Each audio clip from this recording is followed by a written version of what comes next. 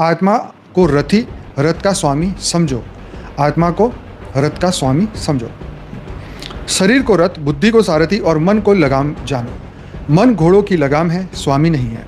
टोले की जो पूरी शिक्षा का जो सार इसी एक श्लोक में है। जब लगाम स्वामी बन जाती है तब रथ बेकाबू हो जाते हैं। यही मन की कैद है। मन की कैद ये कि मन से आगे हम निकल नहीं पाते। हम इमोशन, भावना और इन्हीं चीज़ों में फंस जाते हैं। हमें कुछ मन की कैद है ना, दुनिया में सबसे ज़्यादा खतरनाक चीज़ है। हाँ? कई बार आपने देखा होगा कि कोई गुंडों को, आतंकवादियों को ऐसे पकड़ के उनमें जेल में बंद भी कर देते तो भी हंसते रहते हैं। मतलब क्योंकि वो जो है ना, उनका मन को उन्होंने ऐसी ट्रेनिंग दे दी है कि कैसे भी करो, बस हंसते रहो राक्षसों की तरह, समझे। अब वो कोई आध्यात्मिक और उनकी कोई हंसी कोई स्पिरिचुअल वाली नहीं है, कोई आनंद वाली नहीं है।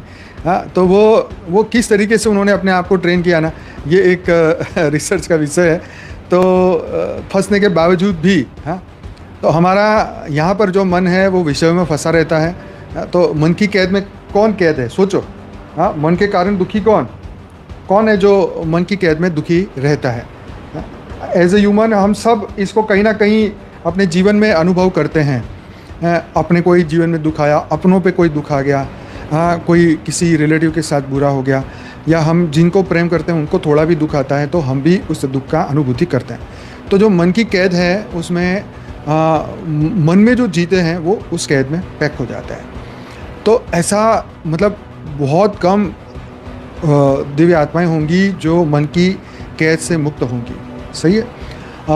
चलो मान लो आप कहोगे नहीं जी हम तो जीवन मुक्त हैं, लेकिन अगर कुछ पल के लिए भी अगर मन आपको डिस्टर्ब कर रहा है तो मन की कैद जो है आपको वो पकड़ रही है, राइट। तो कुछ सेकंड के लिए भी आपने जीवन में इसका अनुभव तो किया ही होगा।